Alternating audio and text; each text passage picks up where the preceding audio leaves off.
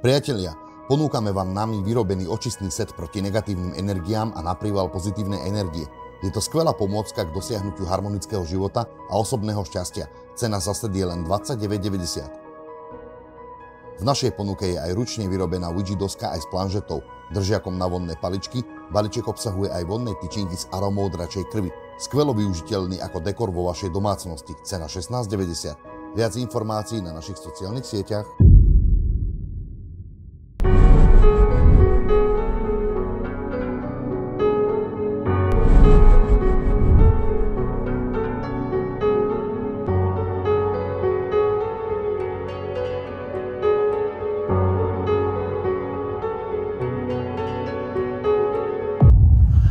This works, yeah. Nová paranalýza, vítajte priatelia. Dneska zo špeciálneho miestečka Veľká Británia. Takéto nemáme každý deň, takže táto časť bude taká špeciálna, pretože sa budeme venovať spirituálnym miestam. Jedno z nich je práve toto, na ktorom sa dnes nachádzam, a je to miesto Woodhenge. Miesto Woodhenge, takže toto miesto bolo založené samozrejme ľuďmi, ale je to spirituálne miesto, pretože sa môžete pozrieť okolo seba, koľko tu je kameňov. Sú tu nejaké znamenia alebo niečo, pretože ľudia už v dávnych dobách vyznávali nejakú vďaku svojim bohom a praktizovali aj nejaké obety. A s tým sa spája aj toto miesto, pretože toto miesto je špecifické tým, že je plné zvláštnou energiou. A ja už ako nahrávam tento podcast, tak je to také zvláštne tu sedieť, pretože nahrávali sme aj EVPčko. Cez diktafón sme skúšali nejaký druh energie, že či sa nám ozve nejaký hlas. So guys, I'm in the Woodhenge and I'll try to record an EVP. So let's see.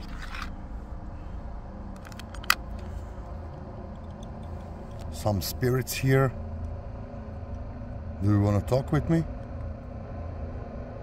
Just give me a sign.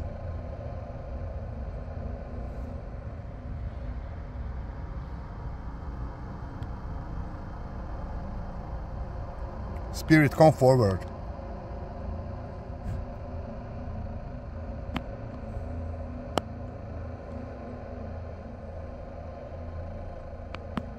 Okay, let's listen to your message. Thank you. Listen. Some spirits here. Do you want to talk with me? Just give me a sign. Spirit, come forward. Okay, let's listen. Wow. Message. Thank you. Wow, wow. Did you hear that? Spirit, come forward. Okay, let's listen. Wow. Message. Thank you. Wow, wow. Did you hear that? A zaznamenali sme také ako keby vrčanie, takže určite to je aj spojené s duchmi, ale skôr je to také, že toto miesto, pozrite sa sami, vo všeobecnosti Veľká Británia je historicky významná krajina celkovo, pretože odtiaľto sa budeme presúvať na ďalšie miesto, ktoré je samozrejme a nepochybne Stonehenge. A Stonehenge je, viete aké miesto, že je celosvetovo známe. Poznáme to miesto z rôznych dokumentov, filmov a rôznych mystericky založených takýchto rôznych videí a podobne. A preto som teda začal aj dnes natáčať tu. Uvidím, ako sa mi začne a či sa mi vlastne podarí natočiť niečo, to čo plánujem konkrétne pri Stonehenge, pretože tam je veľmi zložité sa dostať. Akože samozrejme, keď si zabukujete termín a zaplatíte, tak sa tam dostať dá, ale my máme zaplatený termín, len byť v blízkosti, nie priamo v centre diania, priamo byť v strede toho kruhu, tak spojím túto paranalýzu teda s tým, že natočím určitú časť tu a určitú časť na Stonehenge. Takže tak, no a toto miesto teda, ako vravím, je už také tiež historicky známe, pretože Woodhenge si viete nájsť aj na Google, ale tie základné informácie, ktoré mám, sú Woodhenge je atmosférická neolitická lokalita v blízkosti Stonehenge. Pravdepodobne bol postavený okolo roku 2500 pred Kristom a tvorilo ho 6 sústredných oválov stojacich stĺpov obklopených brehom a priekopov. Miesto bolo objavené leteckým fotografovaním v roku 1925, priatelia, keď boli na úrode pšenice spozorované prstence tmavých škvrn Dnes betónové značky ukazujú polohu drevených stĺpikov. Je to svetové dedičstvo, priatelia, aby ste boli v obraze.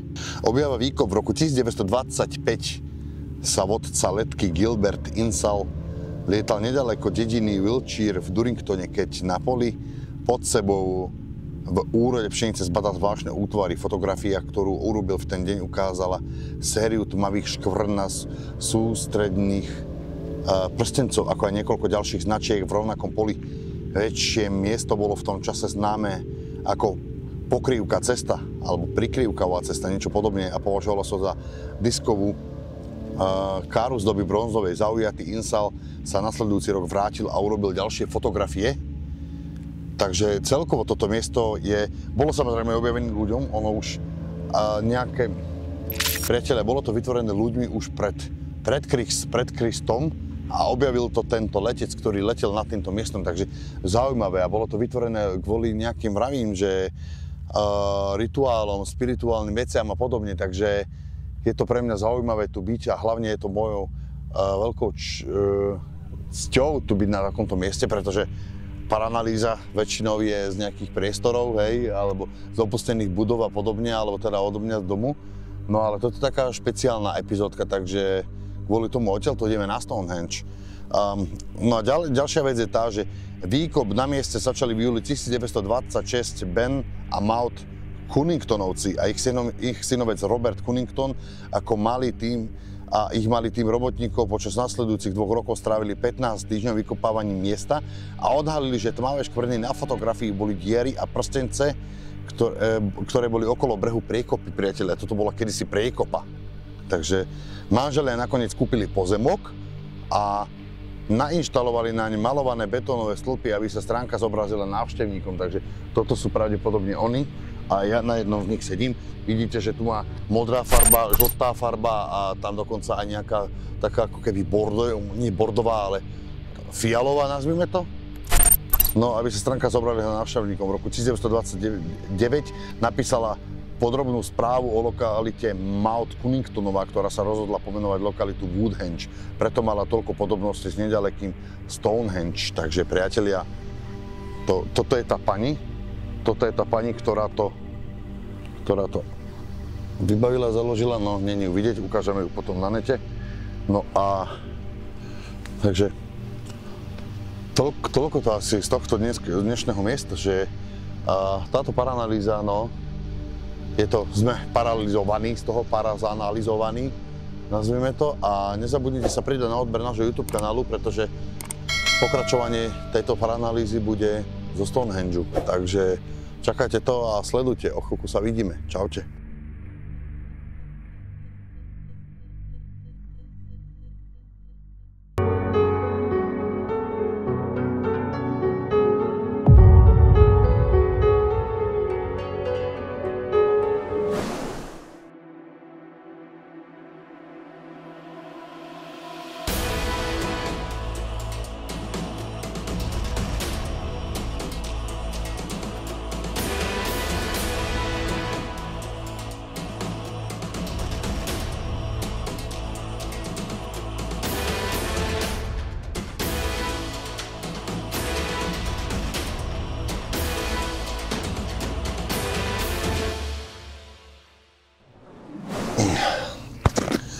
Takže zdravím vás, priatelia, zdravím vás nová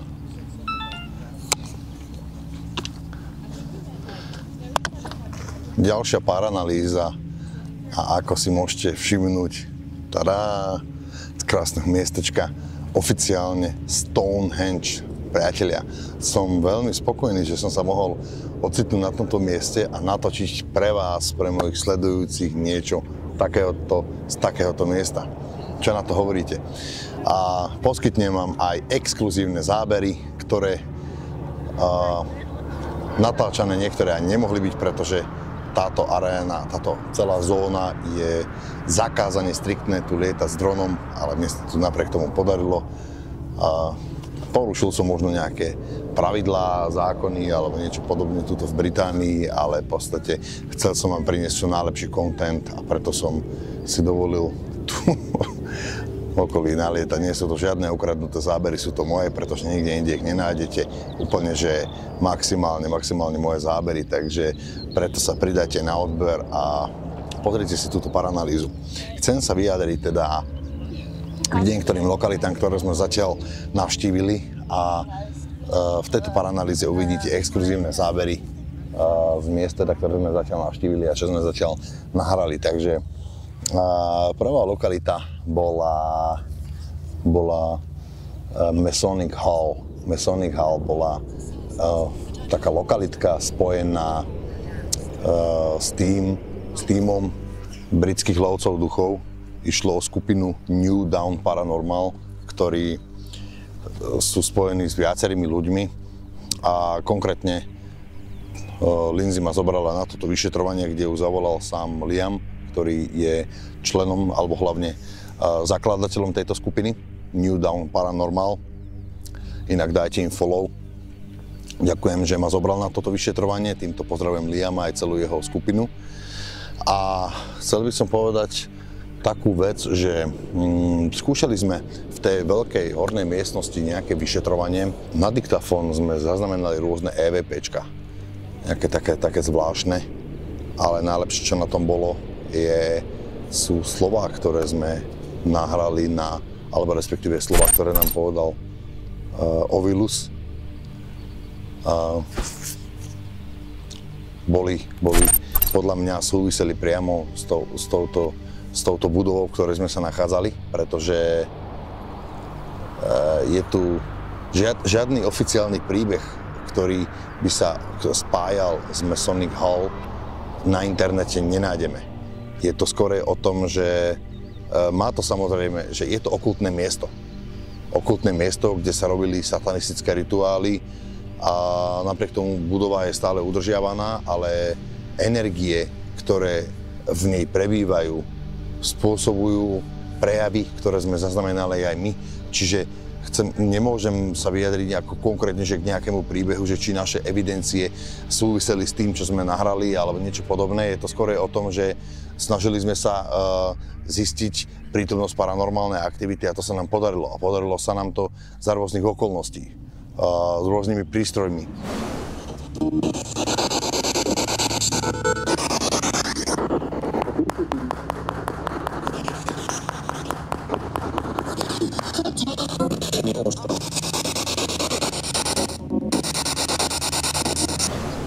Jednak to bola XLS kamera, ktorá zaznamenala rôzne anomálie, či lietajúce a proste rôzne také ako keby pohyby nejakých zvláštnych objektov.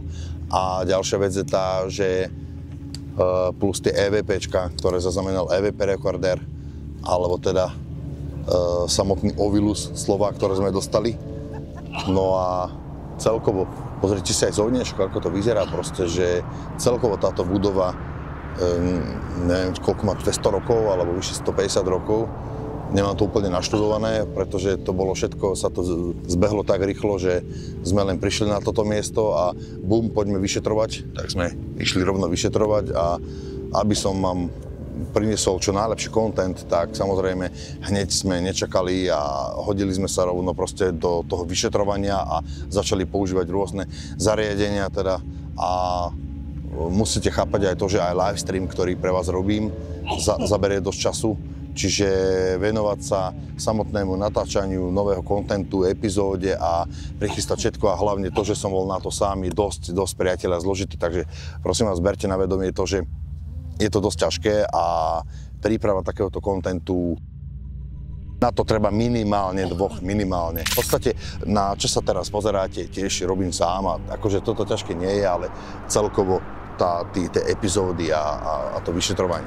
Takže toľko to asi by to bolo k Masonic Hall. Toto je pozadíčko, čo? To je paráda, to je krása toto. Počas lietania dronom v okolí Stonehenge som počas dňa zaznamenal niečo, čo vrhalo tieň. Ako môžete v spomalenom a zväčšenom zábere vidieť, tak po zemi sa pohybuje veľký čierny tieň, ako keby niečo letelo tesne nad zemou. Keď však som prezeral zábery z dronu, tak som si uvedomil, že na oblohe nebolo reálne nič, žiadne lietadlo ani žiaden objekt, ktorý by tieň vrhal. Domnievam sa, že sa jedná o neidentifikovateľný lietajúci objekt, kvôli ktorým ľudia samotný Stonehenge navštevujú, pretože takéto zvláštne fenomény sa tam zjavujú dosť často. Ďalšia vec, druhá lokalita, Ancient Rum, priatelia, Ancient Rum Inn. Toto bolo neuveriteľné vyšetrovanie, neuveriteľné z dôvodu toho, že poprvé je to celosvetovo známe, najznámejšie miesto, jedno z najstrašidelnejších vo Veľkej Británii, ale známe po celom svete. Už strašne dlhú dobu toto miesto evidujem, odkedy som videl, že toto miesto navštívil sám Zach Bagans z Ghost Adventures, ktorého poznáte, samozrejme, z tejto show. A nefascinovalo ma to len preto, ale fascinovalo ma to aj preto, že celkovo toto miesto je viac ako 1000 rokov staré a je to spojené s miestom, alebo respektíve s tragédiami a so strašidelnými rituálmi, ktoré sa na tomto mieste robili. Boli tu nájdené pozostatky detí, ktoré boli pochované v podzemí pod týmto domom. To je už len z tohto samotného príbehu je toto miesto spojené so smrťou a s tými stratenými dušami.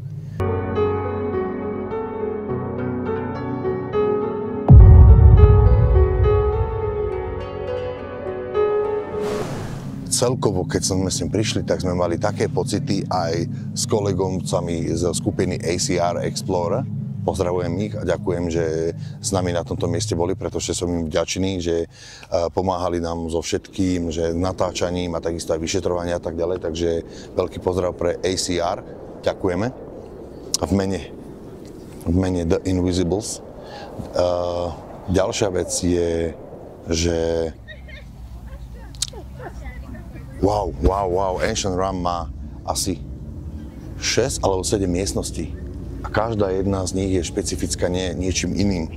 Zaujímavá miestnosť bola Bishop's Room, takzvaná biskupová izba, ktorá je známa tým, že keď chcete do nej vstúpiť, musíte palicou 3-krát zaklopať na izbu.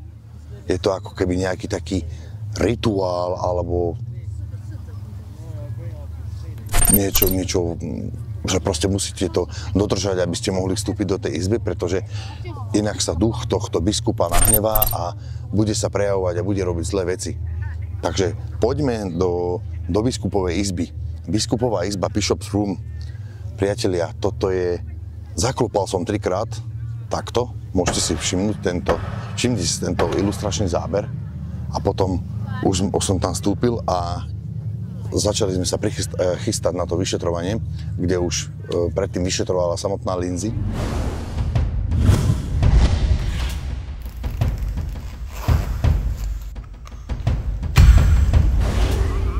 A mala tu dosť silnú aktivitu.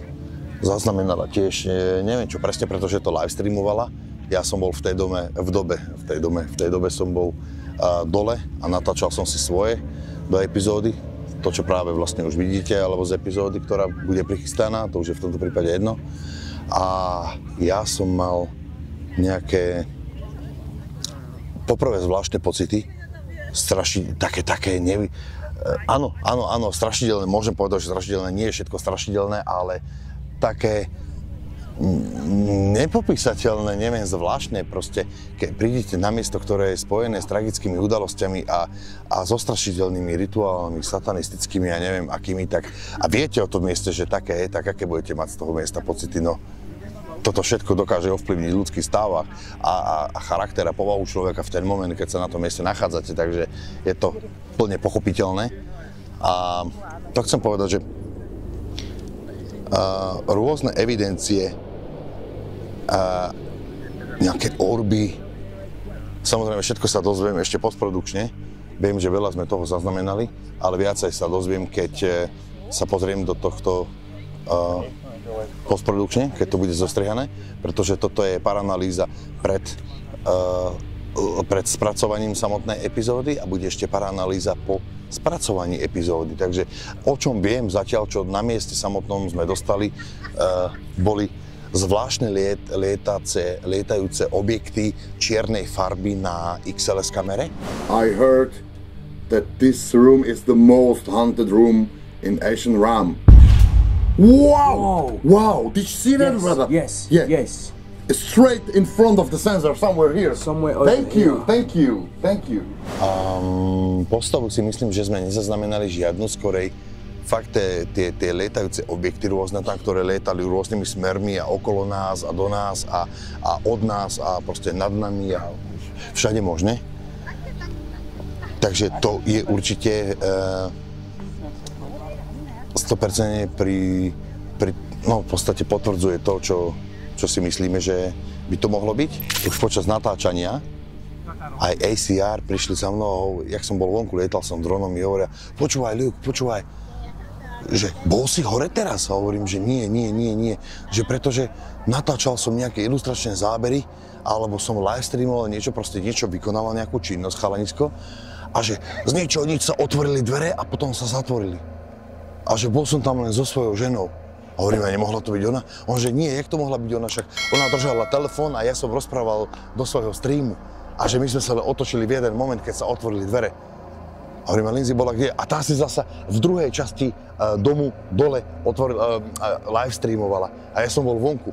Čiže, ale to bolo priamo v ich miestnosti, kde oni boli. Čiže nemohol to byť nikto iný, pretože sme tam boli len 4. Lindsay bola sama na prízemí, niekde, ja som bol vonku, to sme 2 osoby a 2 ACR, manžel s manželkou, boli na prvom poschodí niekde z druhej strany od hlavnej cesty, ako je Ancient Ram, takže a tam to počuli. Neviem, či to nebolo v tej izbe, Bosorkynej izbe, lebo tam to bolo, že Bishop's Room, Witcher's Room a neviem ešte čo všetko, v podstate je to také rozdelené do takých sekvencií tento Ancient Ram. Ďalej túto celkovú aktivitu paranormálnych javov vyvoláva podľa mňa aj samotné artefakty, ktoré sa tu nachádzajú, pretože sú spojené, je to môžeme si dovoliť tvrdiť, že to je z antických dôb a hlavne Veľká Británia celkovo aj v podstate, keď sa tu vykonávali nejaké rituály a zomreli tu tí ľudia a tie predmety tu počas tých dôb boli, tak sú nasiahnuté touto aktivitou, takže to je bezpochybne je to o tom a toto aj vyvoláva. A tie samotné rituály, to je na 1000 ročia, toho sa nedokážete len tak spaviť zo dňa na deň, takže celkovo zase Ancient Ram, wow, ďalšia lokalita, ktorá splnila to, čo slúbila a slúbila to, čo splnila, nazvime to. Priatelia, ja si myslím, že tento content je bezkonkurenčný na slovenskom trhu. Ako líder a zakladateľ skupiny Neviditeľný po stopách duchov som strašne rád za túto príležitosť a hlavne Lindsay som jej vďačný, že ma zobrala a že mi dala takúto možnosť niečo spraviť, a spraviť pre vás. Preto je aj táto paranalýza taká špeciálna, pretože jednak z miesta, ktorého vysielam, sa páči, krásne pozadie Stonehenge a samozrejme lokality, ktoré vám ukazujem v nej, takže toto bude niečo úplne, že top. No, ešte Ancient Ram. Čo sme tam mali? Po celej budove som rozmiestnil kamery s nočným videním, takže uvidíme, že čo ešte tie zaznamenali, ale toto bude ďalšia jedna z tých skvelých epizód, kde budete mať šancu vidieť pohľady z rôznych spektier.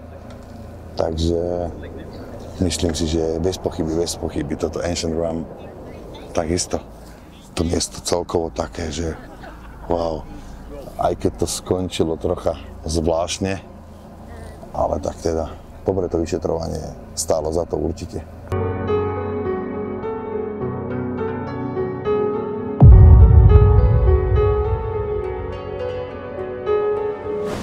No a tretia lokalita bola Bunkhouse. Bunkhouse, ktorý ešte bude mať pokračovanie, ale zatiaľ, čo sme natočili prvú časť, tak som robil Estesovú metódu, ktorú ste si mohli všimnúť aj na našom live streame, kde boli rôzne slova, ktoré som zaznamenal, ktoré sa spájajú zrovna s Bunkhouseom a zaznamenal som slovo Agnes. A Agnes je nejaká osoba, nejaká žena, dievča, ktoré sa spája historicky s Bunkhouseom, s tým, ktoré patrí samozrejme Lindsay. Pressure. I feel pressure here. What did she say? Agnes. Je to jej múzeum a je tu strašne veľa prekladných predmetov. Rôzne predmety, čiže tu nie je jeden príbeh, tu je stovky. tu je stovky, čiže vo všeobecnosti tento dom je prekliaty a je v ňom duchov jak nasraných. Tak toto poviem, proste ich tam sakramensky veľa, neskutočne. Takže nie je o čom debatovať. Ja si myslím, že priatelia, táto paranalýza za mňa. Pencast bude mať aj pokračovanie, bude mať aj druhú časť, čiže táto prvá časť ešte ani nebola, že úplne že moc natočená, alebo skoro sme sa zameriavali hlavne na ten live stream pre našich sledovateľov a aby sme ponúkli dobrý materiál, videomateriál, ako sa hovorí, takže kvôli tomu. No a ďalšie lokality. Čaká nás ešte Screaming Woods, tam sme ešte neboli. A to sú najstrašidelnejšie lesy UK. Zmiznutí ľudia, sú nahlásené aj oficiálne prípady, že sa tam strašne veľa ľudí stratilo. Strašne veľa ľudí tam spáchalo vraždu a vo všeobecnosti sa to je... Ja neviem, čo sa tam ani dialo, proste musím si to úplne ešte naštudovať. No a toto je také stručné z toho My UK Paranormal Tour 2024, priatelia. Myslím si, že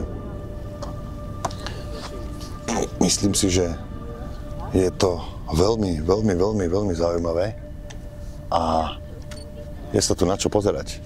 Počkajte, tu som trocha tmavší, dám sa sem, ako som aj bol. Takže, čo hovoríte na kvalitku tohto videjka a na túto paranalýzu? Skvelé, že?